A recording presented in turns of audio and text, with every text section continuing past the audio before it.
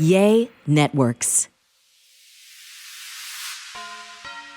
Hey. Hello. We're back. Here we are. I'm Laura. I'm Emily. And this is Cheers to That Shit. Why do I keep messing with my... I don't know. Oh, it's bothering me today. What's been going on besides your I'm going to tell a story while you're getting adjusted. Okay, go ahead. So, not taking credit, but I work really hard on this podcast.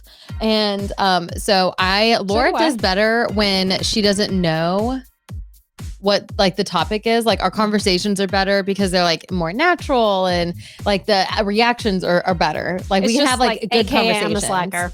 No, but we have better conversations because like they're genuine conversations. Yeah, they're not scripted. Authentic. That's what we're looking for. Yeah, they're not scripted. It's not like we have to redo our conversations. Right. So I don't tell Laura what we're talking about. Like we came up with. I mean, it's in Drive, so I can look up the I'm saying like we came up with the list of topics a while ago. A long while ago. Yeah. So she does she knows all the topics that are on there, but she doesn't know what week we're going to do it.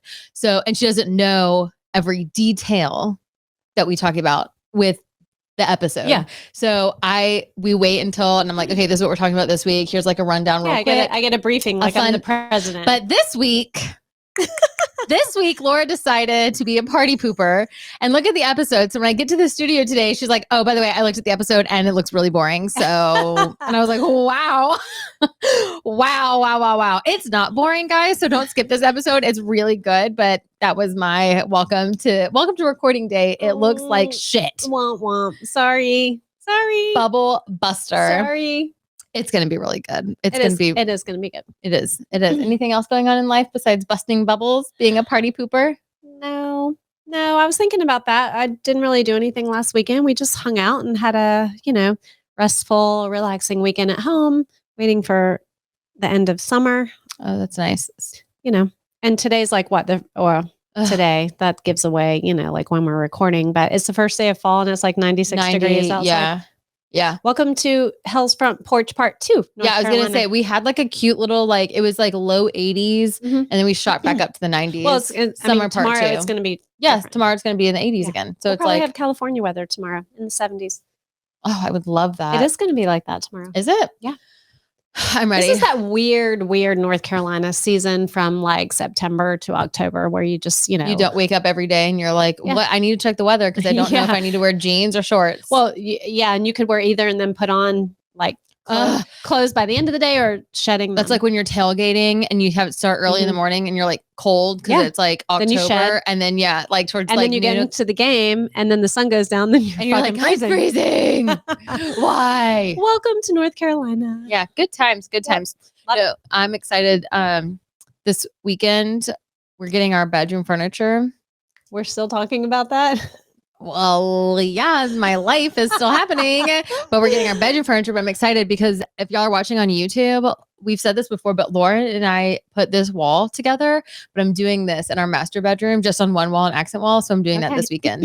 Can't wait to see that. And I made Ryan buy a nail gun and an air compressor because I have many other projects that I needed that when we did this. I told you that I was going to do it and you're like, it's fine. We'll just borrow one. I was like, if you give me a second, I'll buy one because I'm going to do it anyway. And you're like, no, I just want to borrow it. And that's not quite how it went down, but that's how I remember it. You're like, well, we could buy it because we'll probably use it. I remember you calling Ryan while we're staying in the middle of Home Depot or Lowe's or wherever we were. And then we borrowed it. So yeah. But I have one now. So if we need to redo our wall. And I have the zoom saw too. The zoom saw. Zoop, zoop. It's called a chop saw. Oh, maybe you call it that. For everybody who can't see her animations, it's a zoom saw. Yeah, no, I think the technical term is zoom. Okay. Yeah. So alrighty. There's that. Okay, well, should we dive in? Do you have anything else you want to talk about? We should talk about something besides zoom saws. Seriously though. What? I'm trying. Okay. Seriously though. Seriously. Okay, for real this time. For real. Today, right now on this episode, we're going to break down wedding traditions. Okay. Yeah. I'm down with that. And I'm going to have to, I'm a history buff, so I love this kind of stuff. Really? Because you told me it was boring 20 minutes ago. Okay. Well, I changed my mind. Okay, cool. Thanks. Laura also started drinking early today. So we're getting sassy Laura on today's episode. So I have a girls' weekend coming up. yeah. So we're going to hear all in about a couple that. hours. Like she's leaving after we record to go on her long girls' weekend. I don't understand what's happening. Anyway, so we're going to talk about wedding traditions. We're going to break it down. But I am going to have to use my phone, which I normally don't like pulling my phone out. We have our like little cheat sheet whiteboard up here, but it's just too much to write down. So there's a lot of stuff. So I am going to be looking at traditions, a lot of, but I'm going to take a sippy sip before and then glug, glug, glug, glug, I know, glug. I'm excited. I saw a while you're drinking, I saw a something or other that popped up in my Facebook or Instagram or whatever, and it was like, you're not really cool if you're not doing this on your wedding day or something. And it was a bride leaning over, and she was about to pop a shotgun. Yeah, shotgun a beer. Did you see that? No. Oh my God, that was funny. That took me back to college. So the first thing we're going to talk about are, I wrote down strange, but I feel like that could be very offensive. So instead of saying strange, I'm going to say fascinating or interesting wedding traditions. Well, it might be strange around the world. Yeah, it might be strange to us as Americans because we're so westernized. Right. Westernized, is that a word? It is now. Anyway, so many cultures and countries have just been established way longer than America has. So it's really interesting what has come from the Eastern culture to America. So strange maybe for us, but not so much for them. There's a tradition in we're jumping in the deep end with like right in the deep end on this one. Okay. Yeah. In Congolese something. Congo. Is this in Africa? Couples, yes. Okay. Must keep their happiness in check. During their entire wedding day, from ceremony to reception, the two of them are not allowed to smile. Okay. And the reason is, if they do, it would mean that they aren't serious about the marriage. Wow. That's intense. So no happiness on your wedding day. Not allowed. Absolutely frowned upon. Not approved by them. I would love to see some of these traditions, like videos or, you know what I mean? Like pictures or things carried out. I mean, that's kind of interesting. I mean, obviously we like smiling and it's happy and it's fun and everything, but I could see how it would be very serious, but, taken very seriously. So, okay. So in China, they have a bow and arrow tradition. Excuse me. A prospective husband will shoot his bride with a bow and a headless arrow several times. Like, is he intending on like striking her with the? I think like thumping her with the arrow. Yeah. I mean, I know it doesn't. Yeah. I know it doesn't have the point on it. I don't think he's trying to like penetrate through the skin. But no. I know that, but he's trying to hit the target. His goal is to hit her. Yeah. Yeah. Okay. For sure. Wow. Then he collects the arrows and breaks them during their ceremony to ensure their love lasts forever. So it's like the more arrows that hit her body, the more arrows to break, and the longer the love lasts. Yep. Wow, that's a good one. So much for the cutting the bows with the scissors and having a bunch of kids. Yeah, no, we're not going to do that. I'm going to shoot you with my bow and arrow. Yeah, and then we're going to be in love forever, baby. At least it doesn't have the tip on it. Yeah. In Fiji, when a man asks a woman's father for her hand in marriage, he must present his future father-in-law with you want to guess? Fiji. Fiji. Some sort of dead fish of some sort. Close. A whale's tooth. A whale's tooth. How would you collect a whale's tooth? How would you go about excuse me, sir. Might I borrow your chomper? I mean, gosh, do they go like scuba diving for that? How do you wrestle a tooth out of a whale? How do you wrestle a tooth out of a whale? Hey, if anyone's from Fiji, can you all of our Fiji listeners chime on in? Yeah. We have a form on our site. You can go to stories at cheerstothatshit.com. If you're from Fiji, just let us know how you shoot us a quick email. Yeah, we would just want to know like the procedure for taking in a whale's tooth.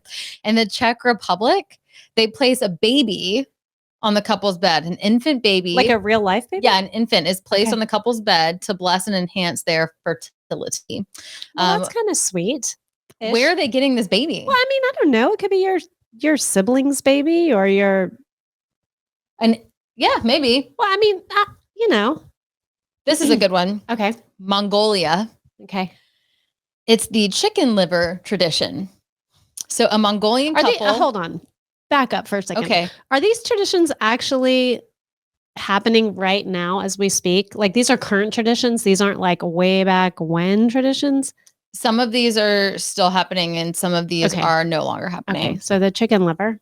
A Mongolian couple hoping to set a wedding date must first kill a baby chicken and cut it apart while holding the knife together. Aww. To find a healthy liver. They keep it until they keep they keep at it. Like they keep cutting until they're successful, until they find the healthy liver, because that means they're going to have a healthy marriage. So a baby chicken's healthy liver signifies a healthy marriage? Yeah, obviously. Who the fuck thought of that? The Mongolians. That I don't know. That there's more to that story. We should know about. That's just weird. We can follow up with it. Anybody in the U.S. doing the chicken liver tradition? Let us know. Scotland, they cover the bride and groom. I'm sorry. Hold on. Let me rewind. Yes. In Scotland, the brides and grooms are captured separately, like kidnapped. Okay, that sounds fun. Kidnapped by their, wait. No, I mean, it does sound fun. Okay.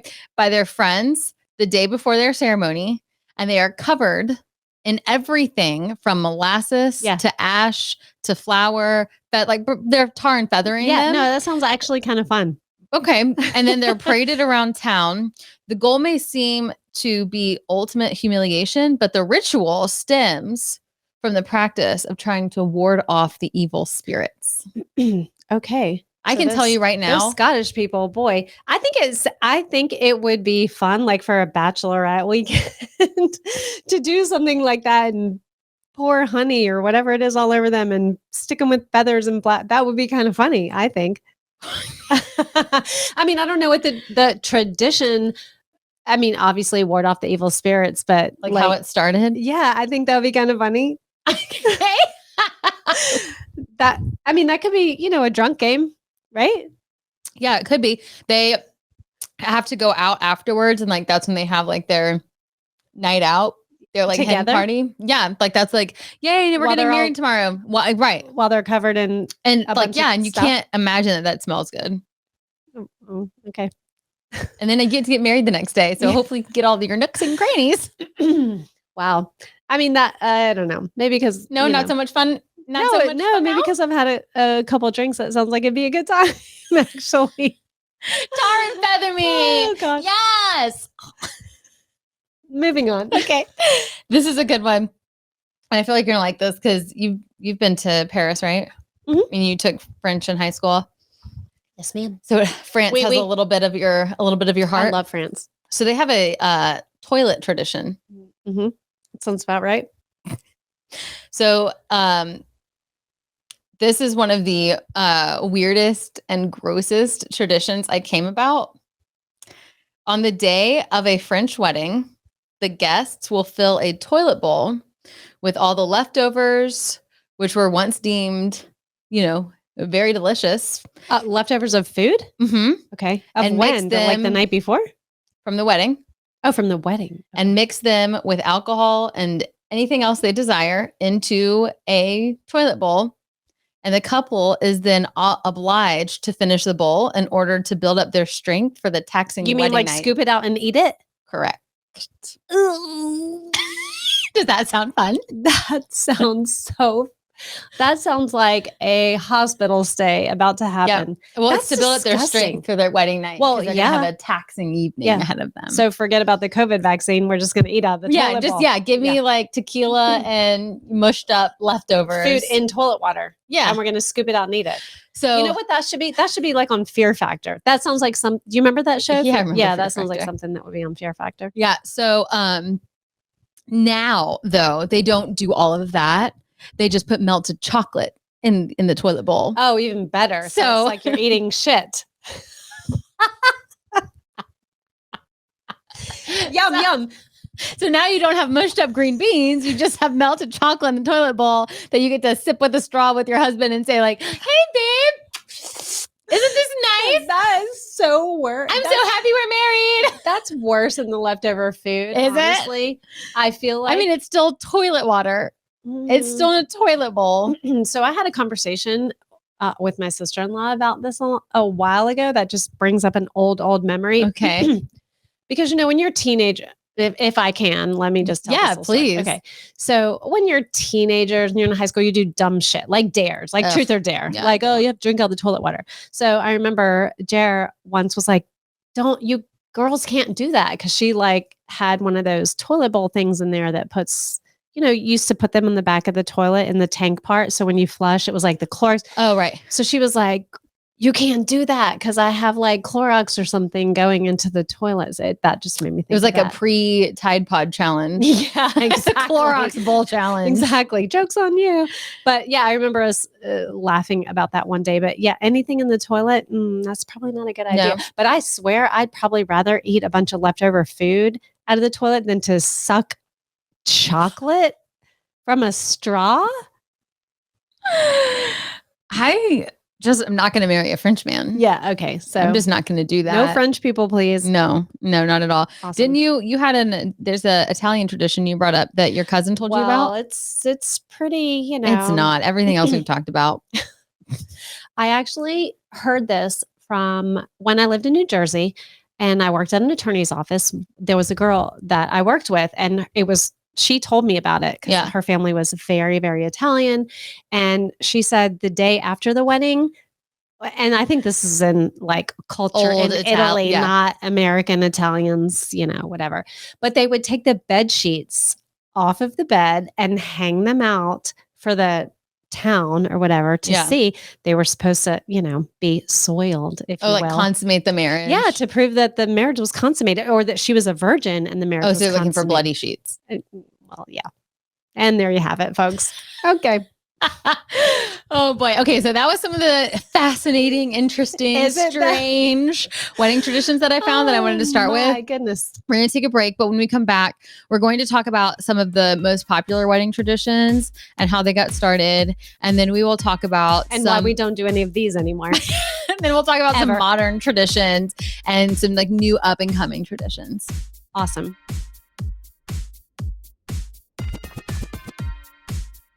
Okay, so we're going to talk about how some traditions started. And some of these, we're talking about three traditions and how they started.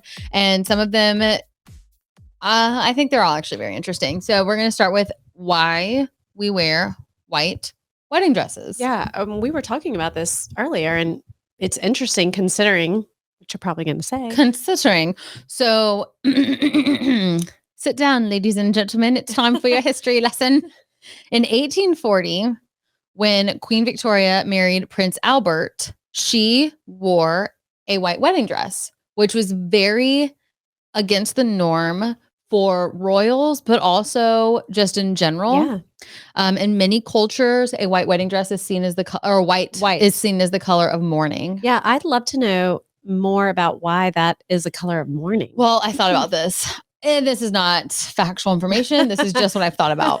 I did not Google this. I have no solid. You Googled it in your brain? I did. I did research back in the archives and good old Emily land. And this is what I thought about. You mean, okay.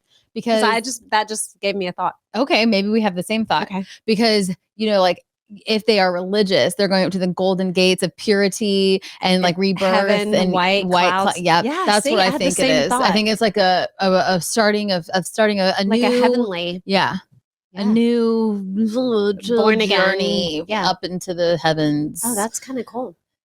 Yeah, I had that same. With you. I had that same thought right when you did, which is a scary thought.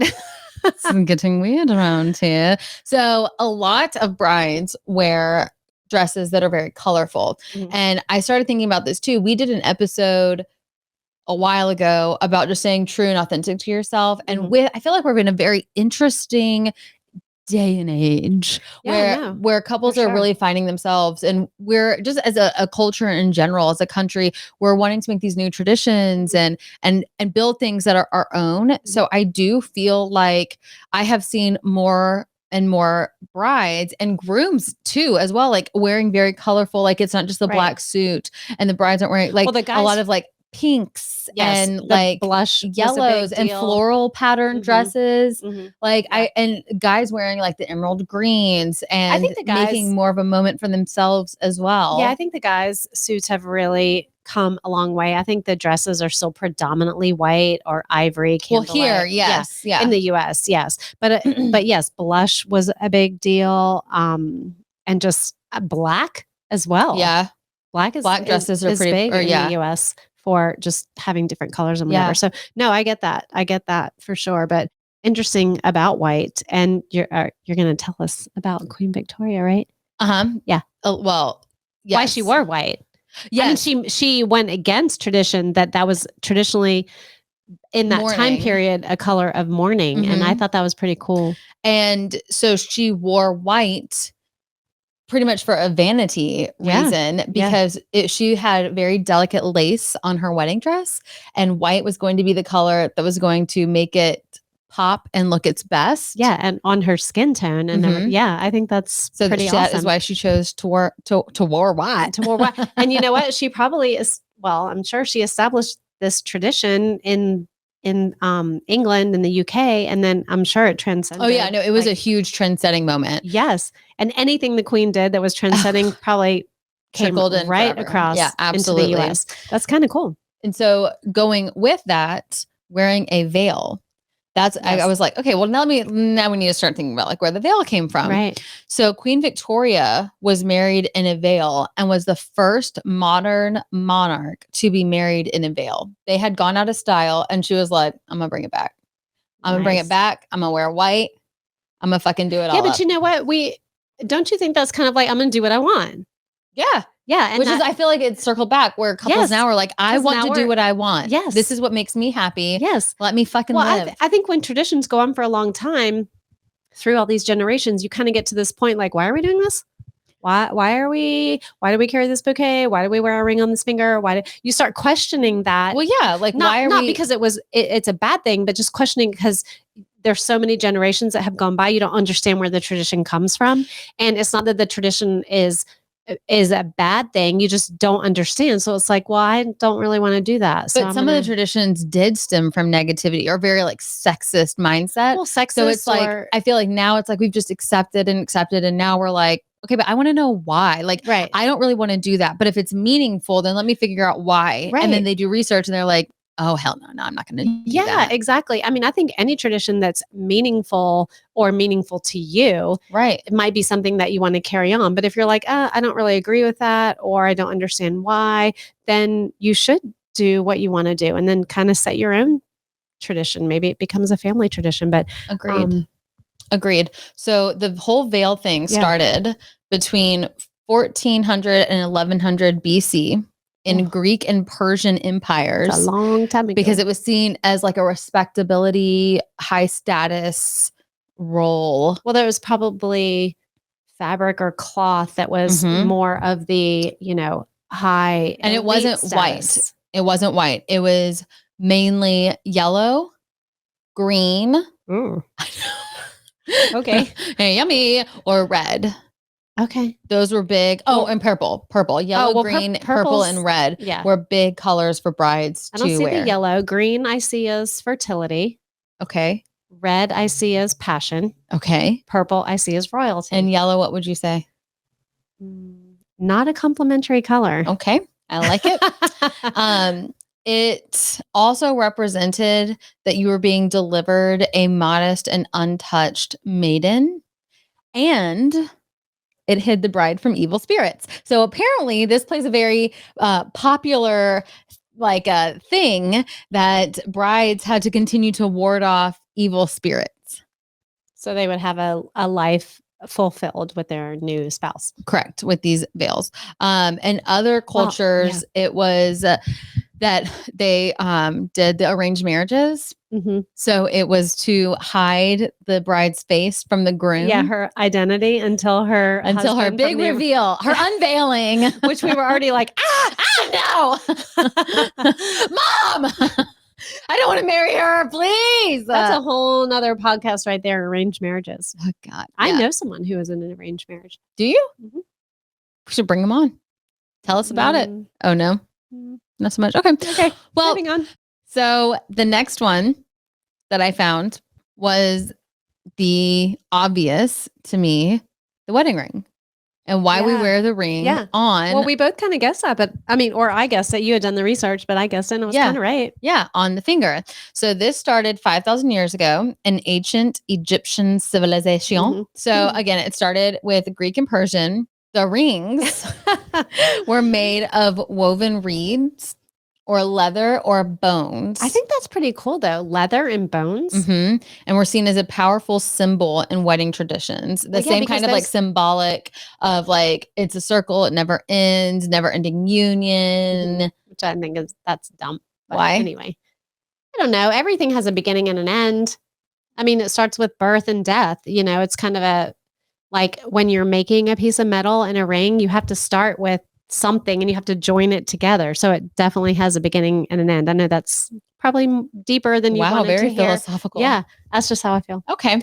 So the Greeks and Romans adopted and believed the fourth finger rule on the left hand. Yes. And you did guess this. Yeah, I did. Because they believed that finger contained a particular vein that ran directly from the finger to the heart. So it's kind of like a hand to heart. Yes. The Romans named this vein Vena Amoris. The vein of love. The vein of love. Yeah.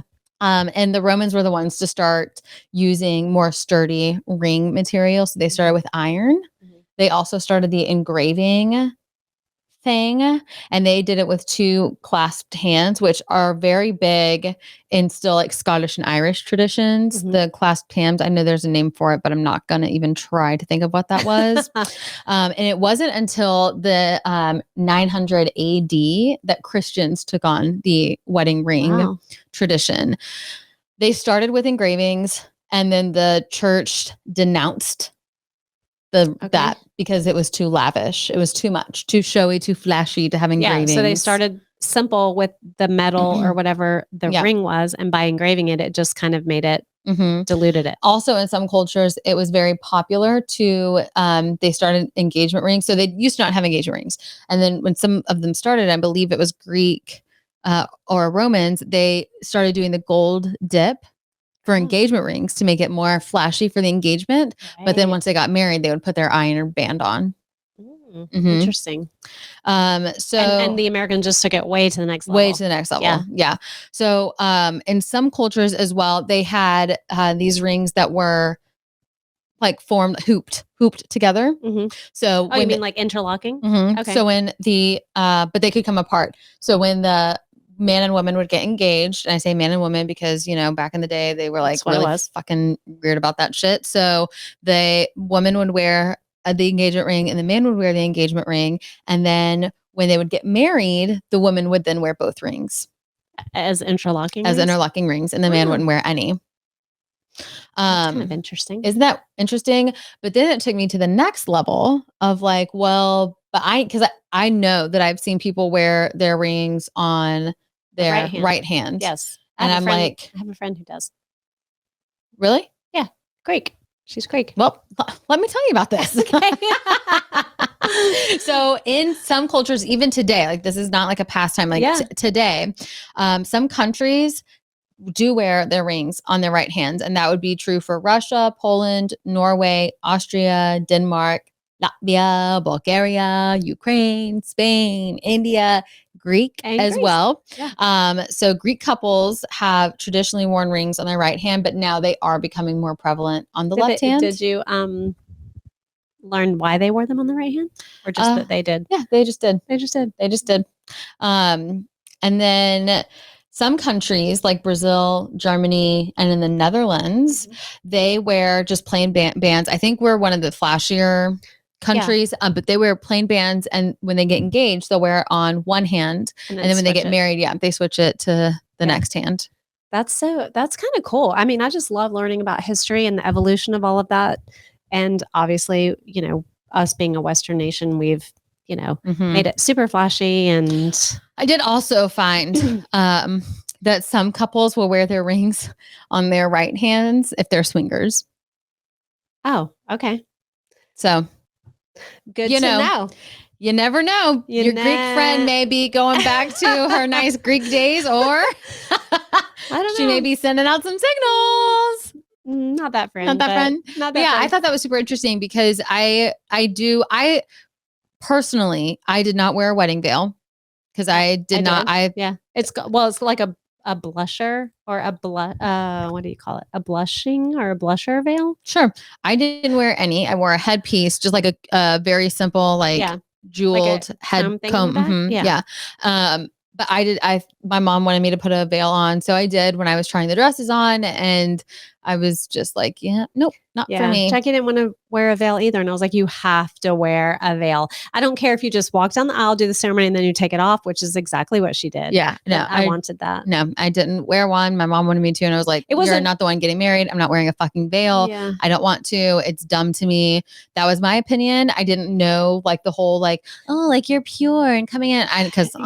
Well, that wasn't why I wanted Jackie to wear a veil either. It had nothing to do with tradition. It was more about the look. I don't even think, honestly, I don't even think they look good. Really? Yeah. I think it's just too much. I think they look really stupid. I had a cathedral length veil that was way long. Yeah. I think that's way too much. No, I loved it.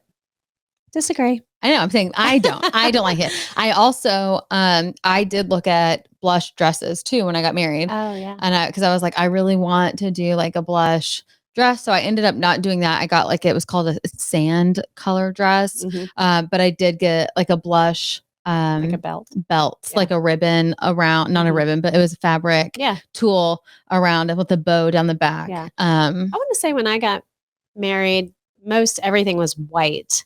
That we hadn't ventured into the candlelight, ivory, champagne, blush, especially blush, any of that. Everything was very white. And that didn't always look good on people. Mm-mm. No. And so, but I do feel like white wedding dresses and veils, I think that is becoming more of something to break, but I do really like the wedding ring. And even though we know there's not a vein that runs from our finger to our heart because anatomy. Know. I mean, is there? Because when you're, no. I was gonna say when people are having a heart attack, doesn't their left arm go numb or? But that's not because your finger. Well, no, but that would signal to me that there's more connection on the left arm of your body to your heart. Something I don't know. I'm not in. I'll have to ask my sister. She's a nurse. She would know. But I did read that there is not a major vein into your finger. Okay, I believe that. There isn't a major vein, but I still think there's something significant on the left side from your heart to your left arm. Yeah, you make a good point. I'm trying to think of reasons to argue with you. I'm going to ask my sister. I told you she's a nurse. The heart attack. That's a good point. But so I do like the ring. Hey, I'm married. I'm having a heart attack. God damn it! Put the ring on my finger. Maybe it'll stop. Compress the pulse. No, I do think the ring is really sweet and sentimental because it's I look at Ryan when he wears his wedding band, which he always does, but I'm just look at you all attached to me and shit. Yeah. Look at you not going nowhere. Just because they're traditions that come from other cultures, obviously, and make it to the US doesn't make them all bad. I mean, no, some of them are really cool. And I think if more people knew about them or thought about them, they might want to do them for that purpose. But I also think it's really cool to start your own traditions as well and do things that are important to you. Or if it's not a tradition that's going to take off, worldwide or countrywide or whatever, it could be a family tradition. Yeah. I think it's we're in that time, like I said, is that all these couples, we're starting to build our own tradition and just, we're staying more true to ourselves. Yes. We're continuing to say no, this is not what I want. The authenticness of the couple is what is shining through in the weddings. But that could still become a US tradition or a tradition. Yeah, if it was big enough. Yeah. Yeah. So when we come back, we're going to take another little breaky poo. When we come back, we'll talk about these upcoming traditions that did start probably as funny jokes, but now they've become trending big things that are happening. Yeah. And we're also going to talk about some that we're okay, we're tired of this. It's time to go. Oh, okay. Yeah. There's a lot of those. Yeah.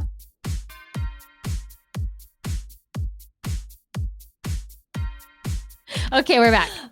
Here we are. That was awkward. We sat there. Both of us are just okay, are we ready? Yep, go ahead. All right, go for it. And we're silent.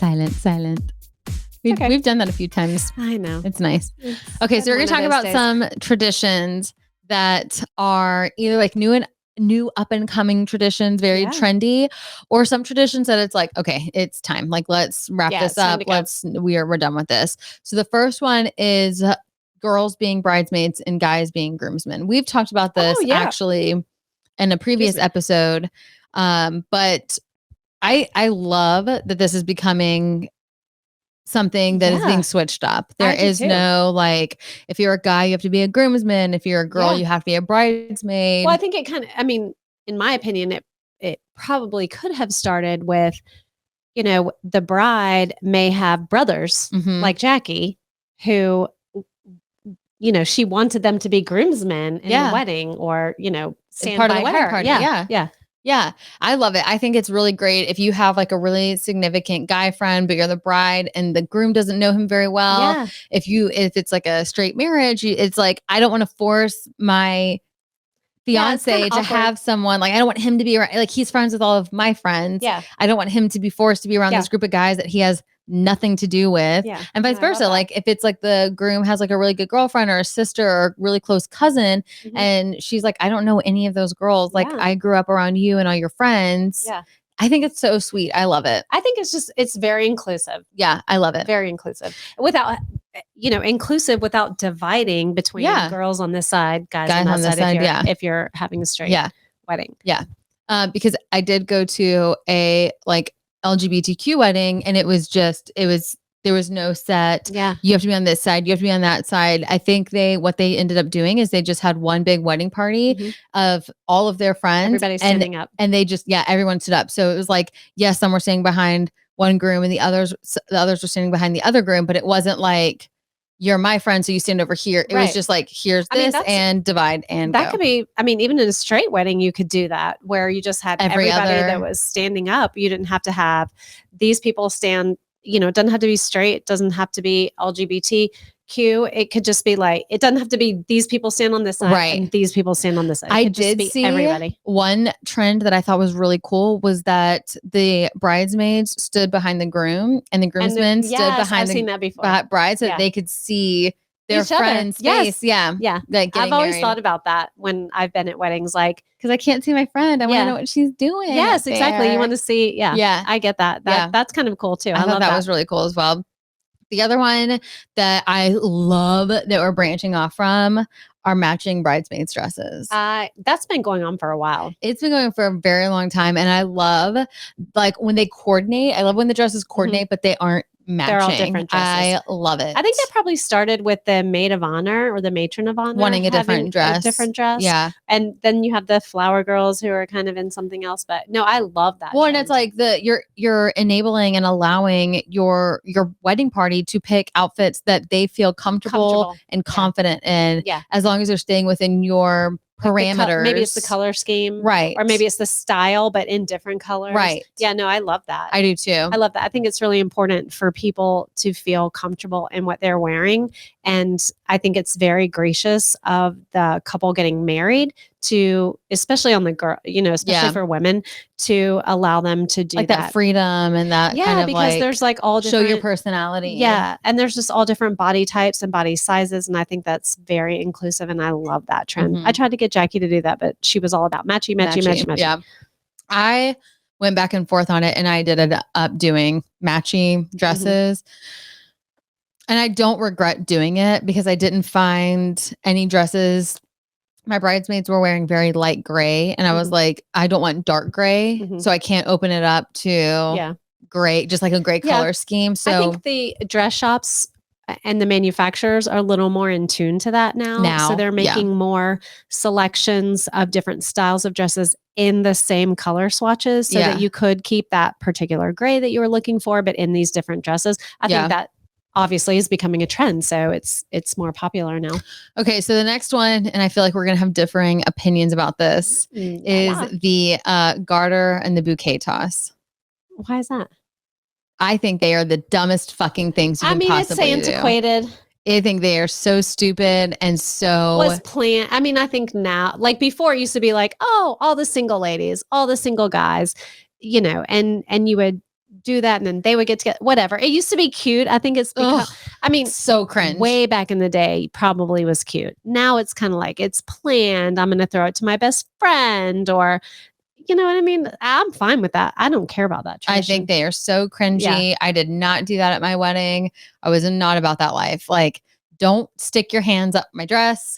I'm not throwing my flowers to any, because this is, I told my mom, I was like, if I'm going to throw my flowers, I'm having all the women come out here. Like, all of you have to come out here and stand and jump and look like idiots. Okay. Funny story. I don't think you know about how my garter thing went. No, I don't.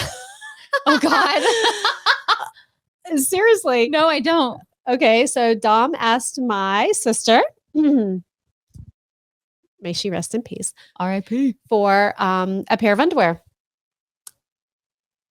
And I had a garter on, but the joke was he pulled out my sister's underwear from like our little thing. And yeah. And he was like, woo, and he pulls it out. Obviously he wanted like the ugliest pair of underwear she had. So when he acted like he was pulling my garter, he holds up this big pair of underwear. So maybe we were ahead of our time. I don't know. Okay, that's funny. That's funny. And I never told you that? No. Oh my gosh. That's so funny. That's I think I think after that I had a garter and he tossed it and whatever. And we did that whole thing. But yeah, no. Because you weren't expecting that either? Well, I mean, obviously I had to shove it up my dress. Oh, you were in on the whole joke. I thought he did it like as like a joke to you as well. No, well, I didn't really want to go along with it. He just thought it was funny. Oh, that is funny. You obviously know Dom, so he would think that was like hilarious. Oh yeah, like over the top. No, I was in on it. I was in on it. No, I think that's absolutely hilarious. It was kind of funny. I'm sure that's funny. Like that's been done, but yeah, I think it's still in funny. the time it was funny. Yeah. So that's what the garter and the bouquet. Yeah, those just like like they're dumb. It's just like, well, I don't understand the point of them. Like, I know that it was like when you threw the bouquet, it was like the next one to catch it is the next one getting, or the one to catch it is the next one getting married, and it's like, I'm single as fuck. I'm not about to get married right now. Well, there's that, and then now it's just. Like I said, it's just like. Well, then they pass it to the friend that they know is about to get engaged, and sometimes they actually propose at the wedding. It's like, don't fucking do that. Anyway, we talked about that. I was about to say, that's a whole nother. Okay, so then the shoving the cake. Oh yeah, don't do that shit to me. I know. I just paid big ass money to get my hair and my makeup done, and you're gonna shove cake in my face. Yeah, that was a no bueno for me. I did shove the cake in Dom's face.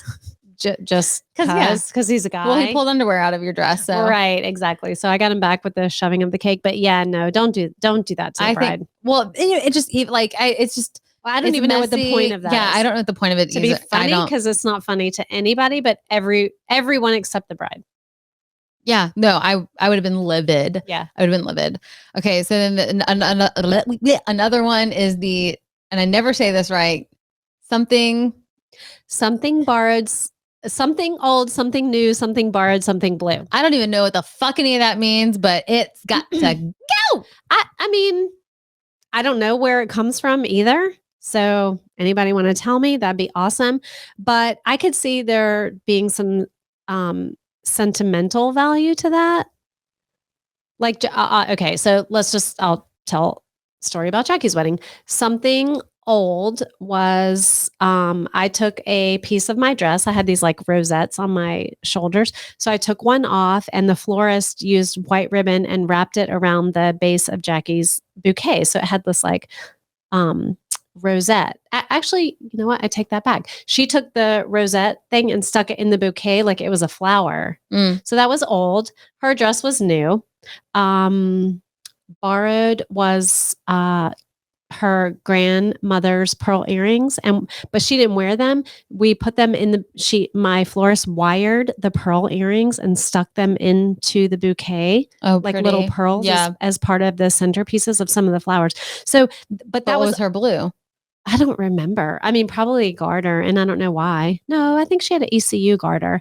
So I'm not really sure. And again, I don't know where any of that comes from. And we probably should have, maybe probably should have Googled that up. Listen, we're trying. We're professionals. Okay, back off. But from the sentimental standpoint, I loved her walking down the aisle with this bouquet that had this rosette in it from my dress, the pearl earrings. It was very sentimental, and it was like honoring people who weren't there anymore or honoring me. as the mother, it had its, I had my reasons for doing that. Yeah. with I her. wore Ryan's mom's ring, and then I had a like brooch from my grandmother on my bouquet. But like I never thought of it as like a something old, something new, borrowed or blue. Like I didn't have any blue. I didn't have, I mean, my dress was new, but I never, that was like never my mindset. Like check something old, check something new. Yeah. No, not at all. But I love the sentimental incorporation of things, either on what the bride is wearing, or maybe her bouquet or her headpiece or earrings, whatever. I love that. I think you're a super sentimental. I'm very, very sentimental. Yeah. And then the last thing, or we have two more things. The flower grandmas and the beer groomsmen, or the flower groomsmen. Yeah, I just saw a video of that. They had like fanny packs on, and they unzipped it, and they were like tossing flower petals as they walked on the aisle. I thought that was so cute. Flower grannies. I love that. It. I think it's so sweet. If Jackie if her grandmas had been here, I would have loved if she had done that. But I think it's so sweet. I think it's so cute, because it's like your grandma gets to be cute and like passing out these little flowers, and you could have like your grandpa being your little ring bearer. And I think it's so cute too. If like you don't want to have kids at your wedding. If Dom's dad had been the ring bearer for Jackie's wedding, would have died. That would have been so cute. Yeah. I just like, if you don't want to have any kids at your wedding, if you want it like all adults, I think that's still a fun way, and it keeps like the ceremony, because you do get, I mean, I think everyone can agree, like you get to a certain point in the ceremony and you're like, okay, like trying to drink, like I'm hungry. Are we done yet? Yeah. But I think that's super cute. And then the last one is something to look forward to. It's something to keep it like lively. The last one is not seeing each other before the ceremony. Now I don't know why people do that. Why they don't see each other? Yeah. Why do they do that? I mean, I know it's bad luck. Oh, bad luck. Why? I don't know why. Somebody tell us why. I don't know why. I didn't Google that bit, but like I did do a first look with my dad. Yeah. But I didn't want to see. Yeah, but I had a meltdown. Yeah, we talked about it. I had a meltdown. Like I didn't want to see Ryan, and I regretted it that day. Not doing it. I was like, "This is so dumb. I'm literally doing this just because society told me to do it, and I'm now hating this. Yeah, now you're having an and now I'm hating it. I didn't see Dom either that day, and we did not do a first look. That wasn't a thing when I got married. So I didn't see him literally until I'm walking down the aisle and see him standing there. I almost think that makes it worse. It makes you freak out. Yes. Yeah. Yeah. Because it's like, I haven't talked to you all day. I talk to you every day. Yeah. Like this is dumb. Anyway, so I do feel like if you want to, I think that's great. But if you don't, I don't think there's any reason for you to be like, I don't want to go all day, but like we have to, because that's what society's telling us. Yeah. I was just going to say, any tradition that you want to do is cool. Right. And you should do it. Yes. Whether it's a very old tradition, comes from another time period, another culture, or it's just something that maybe your family has done and it's very sentimental. I think anything like that, if you want to do it, 100% do it. But if you're doing it because you heard that you can't see your groom until you get married, fuck that. Yeah. You need to just do what's going to make you happy. And there was a moment on my wedding day where I was like, I should just say like, hey, I just want to see Ryan, or like, I don't even need to see him, but like, I want to go and talk to him. Can someone just like, can we go meet somewhere where he can stand behind one wall? Cause I was fully dressed, like, and I can stand behind another, and I can just at least hold his hand or talk to him. There was a moment, and I should have just said it, and I didn't. And I like, that's something that bothers me. So it's like, it's your day. You're not going to get that day. No, nobody's like grading your wedding because you did this tradition or you did that tradition. And I don't know. Again, going off on kind of like another tangent as well, is I have found myself lately comparing my wedding to, I got married when I was 25. So I do feel like that's like young, and considering now the average age is like 28, 29. And at 28, 29, you could be making significantly more money than you were at that age. But I have seen a couple people on social media getting married, and I found myself comparing my wedding to what theirs is. But if I had to get married now, my wedding financially would be totally different, because now I have my own money to put into it. Yeah. Versus just like relying totally on my parents. But it's something that it's like, don't compare your wedding to someone else's, because I look back and I'm like, no, my wedding was absolutely perfect.